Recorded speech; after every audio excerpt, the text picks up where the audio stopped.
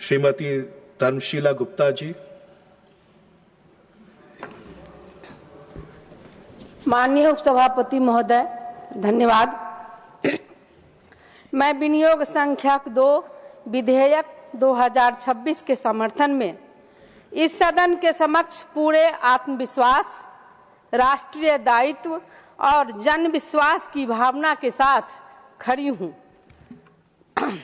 यह विधेयक केवल व्यय की स्वीकृति भर नहीं है, बल्कि यह भारत की विकास यात्रा को गति देने वाला है, हमारी सुरक्षा को सुदृढ़ करने वाला है और समाज के अंतिम व्यक्ति को सशक्त बनाने वाला एक व्यापक दृष्टिपत्र है।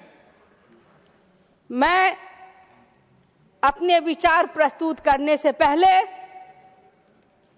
सर्वप्रथम देश के आदरणीय प्रधानमंत्री श्री नरेंद्र मोदी जी को बधाई देना चाहती हूं और अभिनंदन करना चाहती हूं कि भारत में सबसे लंबे समय तक 8,931 दिन उन्होंने देश की सेवा किया है। मुख्यमंत्री और प्रधान सेवक के रूप में एक ऐतिहासिक रिकॉर्ड बनाया है। इसीलिए इस सदन के माध्यम से उनको बधाई और अभिनंदन करना चाहती हूं।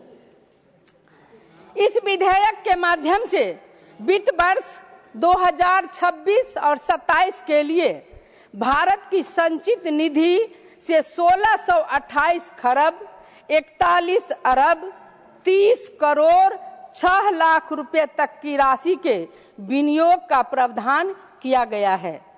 यह राशि केवल बजटीय औपचारिकता नहीं है, बल्कि यह उस भरोसे का प्रतीक है कि आज भारत मोदी जी के नेतृत्व में निर्णायक रूप से भविष्य निर्माण के मार्ग पर अग्रसर है। मैं अपनी बात कुछ पंक्तियों से प्रारंभ करना चाहती हूँ। संकल्प जब मजबूत होता है तो कठिन रास्ता भी आसान होता है। जब नेतृत्व स्पष्ट और नियत साफ होती है तो राष्ट्र का हर सपना साकार होता है। आज विश्व अस्थिरताओं के दौर से गुजर रहा है। कहीं युद्ध का खतरा है तो कहीं आर्थिक मंदी का दबाव है, कहीं ऊर्जा संकट की चुनौती है। ऐसे समय में भारत ने संयम, संतुलन और शक्ति तीनों का अद्भुत उदाहरण प्रस्तुत किया है। माननीय प्रधानमंत्री जी ने कहा कि आज का युग युद्ध का युग नहीं है, लेकिन उन्होंने यह भी सुनिश्चित किया कि भारत की सुरक्षा क्षमता में कोई कमी नहीं हो। इस दृष्टि से रक्षा सेवाओं के राजस्व व्यय के लिए 37 खरब 32 अरब 55 करोड़ 44 लाख रुपए का प्रावधान किया गया है और रक्षा सेवाओं के पूंजीगत आधुनिकीकरण हेतु 21 खरब 93 अरब 6 करोड़ 47 लाख रुपए की व्यवस्था की गई है। यह केवल धनराशि नहीं है, यह हमारे सैनिकों के मनोबल का संबल है, यह हमारी सीमाओं की सुरक्षा का संकल्प है और यह आत्मनिर्भर भारत के लक्ष्य की दिशा में उठाया गया ठोस कदम है। हमारा भारतीय सेना हमारा गर्व है और हमारा अभिमान है। जब देश की सुरक्षा को मजबूत करने के लिए ऐसे निर्णय लिए जाते हैं, तब कुछ विपक्षी मित्र सवाल उठाते हैं, कभी प्रक्रिया पर, कभी प्राथमिकता पर, कभी नियत पर। मैं विनम्रता पूर्वक विपक्षी आदरणीय सांसदगण से कहना चाहती हूं कि राष्ट्रीय सुरक्षा का विषय राजनीतिक मंच नहीं होना चाहिए। जो निर्णय सैनिकों के हित में हो, जो देश की सीमाओं को सुरक्षित करे, उन्हें समर्थन मिलना चाहिए, संदेह नहीं मिलना चाहिए। माननीय उपसभापति महोदय, पिछले 1 दशक में भारत ने जो परिवर्तन देखा है वह सामान्य नहीं है, बल्कि ऐतिहासिक है। यह परिवर्तन निर्णायक नेतृत्व, स्पष्ट नीति और दृढ़ इच्छा शक्ति का परिणाम है। आज भारत फ्रेजाइल 5 की श्रेणी से निकलकर दुनिया की सबसे तेजी से बढ़ती प्रमुख अर्थव्यवस्थाओं में शामिल है। बैंकिंग प्रणाली सुदृढ़ हुई है, एनपीए में उल्लेखनीय कमी आई है।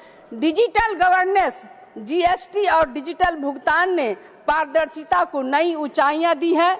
यह वही परिवर्तन है जिसमें नीति केवल कागज पर नहीं रहती बल्कि परिणाम बनकर देश के हर नागरिक तक पहुंचती है। माननीय उपसभापति महोदय, देश के विकास की चर्चा करते समय हमें यह भी स्वीकार करना चाहिए कि हम कहां से आए हैं। जब यूपीए की सरकार थी, जब पूर्व की सरकार थी, तो भारत आर्थिक अस्थिरता का प्रतीक बन चुका था। बैंकिंग प्रणाली एनपीए के बोझ से जूझ रही थी। परियोजनाएं वर्षों तक अटकी रहती थी और निर्णय लेने में अनिश्चितता और देरी आम बात थी। मैं महिला आरक्षण की बात करती हूँ। विपक्ष कहते हैं महिला। जब विपक्ष की सरकार थी यूपीए की, तो महिला आरक्षण बिल को सदन में फाड़ करके फेंक दिया जाता था। लेकिन यह आदरणीय मोदी जी के नेतृत्व में नारी शक्ति बंधन अधिनियम के तहत महिलाओं को 33% आरक्षण दिया गया। ये मोदी का सरकार है।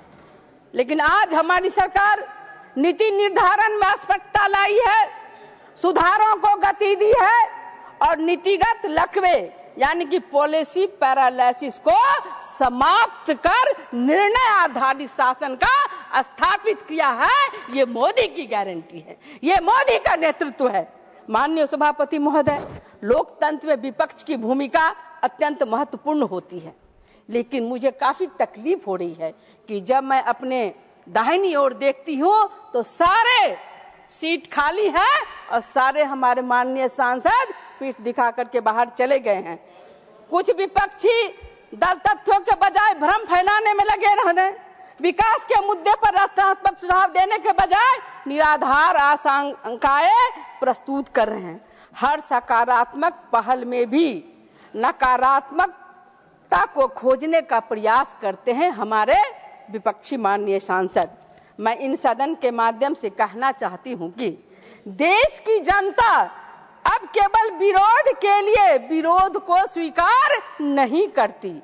जनता अब परिणाम चाहती है और यह मोदी सरकार परिणाम दे रही है। आज देश का विकास हो रहा है और भारत 2047 में विकसित भारत बनने की ओर अग्रसर है।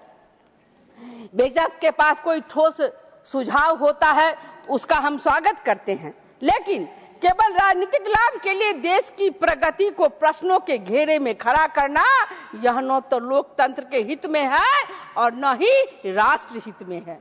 माननीय उपसभापति महोदय, इस बजट में जो सबसे महत्वपूर्ण बात उभर कर सामने आती है वह है विकास और अनुशासन का संतुलन। राजकोषीय घाटा जीडीपी का 4.33%, ऋण से जीडीपी अनुपात 55.6%, पूंजीगत व्यय 12.2 लाख करोड़। ये केवल आंकड़े नहीं है बल्कि यह दर्शाते हैं कि सरकार भविष्य की पीढ़ियों पर बोझ डाले बिना वर्तमान में विकास कर रही है। यह सरकार मध्यम वर्ग की आकांक्षाओं को समझती है, उनके संघर्ष को महसूस करती है और उनके सपनों को साकार करने के लिए प्रतिबद्ध है।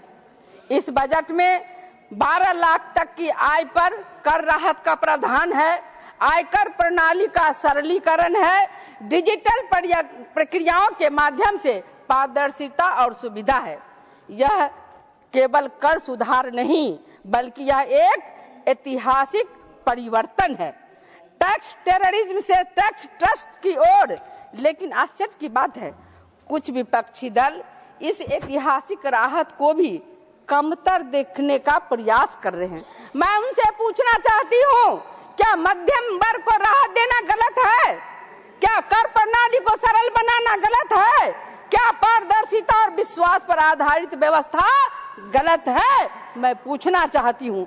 वास्तव में समस्या यह नहीं है कि मोदी सरकार क्या कर रही है, समस्या यह है कि विपक्ष जब सकारात्मक राजनीति करने में असमर्थ हो गया है।